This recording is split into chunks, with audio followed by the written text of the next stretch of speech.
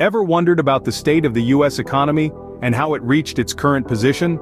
This vast economic engine, once a beacon of prosperity, now seems to be sputtering. But how did we get here? Today, we're embarking on a journey, a chronological exploration, to understand the events that led to this economic downfall. From prosperous years to the formation and bursting of economic bubbles, we'll trace the roots of the collapse. Stay tuned as we delve into the past to unravel the story of the US economic collapse. In the beginning, the US economy was a powerhouse, leading the global market. It was an era of unprecedented growth and prosperity. The United States stood as a beacon of economic strength, its influence stretching across the globe. This prosperity wasn't an accident, but the fruit of several contributing factors. Let's take a look at some of these factors. Technological advancements played a significant role. The birth of the internet, for instance, triggered a digital revolution, creating new industries and driving economic growth. Then there was the industrial growth. The manufacturing sector, robust and bustling, served as the backbone of the economy. And let's not forget the free market policies. The US embraced an economic model that championed competition and innovation, fostering an environment where businesses could thrive. It was a golden age for the US economy. However, prosperity doesn't last forever. What happened next? The 21st century marked the beginning of a series of unfortunate events for the US economy.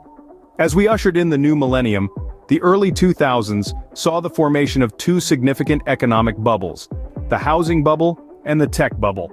These bubbles, while initially promising growth and prosperity, were unfortunately precursors to a period of economic instability.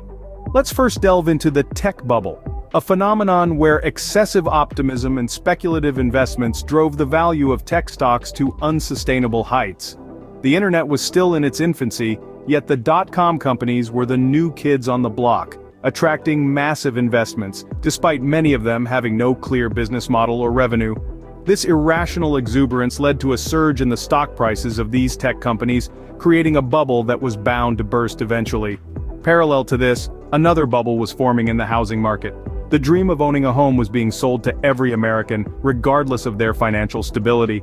Banks and financial institutions, driven by short-term profits, started offering subprime mortgages to individuals with low credit worthiness. The housing prices soared, fueled by this easy credit and reckless lending, creating the illusion of a robust economy. The role of banks and financial institutions in these scenarios was, in fact, quite significant. Their risky lending practices and lax regulatory oversight were key contributors to the formation of these bubbles. They packaged these risky mortgages into complex financial products, selling them to investors worldwide, further inflating the housing bubble. As for the tech bubble, the financial institutions were instrumental in driving the speculative investments in the dot-com companies, ignoring the fundamental economic indicators. So what we had were two bubbles, one in the tech sector and the other in the housing market, both bloated by reckless financial practices and an unfettered belief in continuous growth. But bubbles, by their very nature, are unsustainable. They grow bigger and bigger until they can no longer hold, and then they burst. The bubbles were about to burst, and the consequences would be dire. The year 2008 will forever be etched in history as the year the US economy came crashing down. A time of turmoil, confusion, and a stark realization of the fragility of economic structures. The financial crisis of 2008 was a perfect storm of two bubbles bursting almost simultaneously: the housing and tech bubbles. The housing bubble was a result of an explosion in real estate values, fueled by low interest rates, risky loans, and the unfounded belief that property prices would continue to escalate. Banks, swept up in this frenzy, began giving out loans to anyone with a heartbeat, often without proper checks and balances. This reckless lending led to a surge in subprime mortgages, loans given to borrowers with poor credit history who were high risk. Meanwhile, the tech bubble was inflating at an alarming rate. The dot-com era was in full swing, with new internet companies emerging every day. Their valuations soared based on speculation and the hope of future profits rather than solid financial performance. The stock market was skyrocketing, with investors throwing money at these tech companies hoping to strike it rich. But as with all bubbles, they eventually burst. The housing market collapsed, leaving many homeowners with mortgages they could no longer afford, and homes that were worth less than the loans they had taken to buy them. Banks found themselves with a pile of bad debt, leading to a liquidity crisis that threatened the entire financial system. Simultaneously, the tech bubble deflated. The high-flying tech stocks came crashing down as it became clear that many of these companies were not profitable and never would be. Investors lost billions as the stock market plummeted. The government, the banks, and the general public all played a role in this crisis. The government for its lax regulation, the banks for their reckless lending, and the public for their blind faith in an ever-rising market. It was a harsh lesson in the dangers of excess and speculation.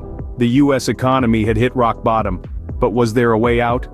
The economic collapse had far-reaching effects, but it also taught us valuable lessons. As the dust settled, the country found itself in a state of shock and disbelief. But like a phoenix rising from the ashes, resilient measures were embraced to revive the economy. A series of strategic steps were undertaken to breathe life back into the economy. First, the government stepped in, implementing stimulus packages that injected capital into the economy. This served as a lifeline for businesses, helping them stay afloat during the tough times. Secondly, regulatory measures were tightened to ensure transparency and accountability. The introduction of stricter laws sought to prevent the reckless risk-taking that precipitated the collapse. But the healing process was not just about patching up the present, it was about safeguarding the future. The crisis served as a wake-up call, highlighting the need for sound economic policies and practices. It underscored the importance of financial literacy and the need for every citizen to understand the basics of the economy. The aftermath of the collapse has been a journey of learning and adaptation. It has shown us that preventative measures such as diversifying the economy and encouraging sustainable growth can help avoid such crises in the future. The US economy has shown resilience in the face of adversity. The road to recovery may be long, but with learning from the past, a brighter future is possible.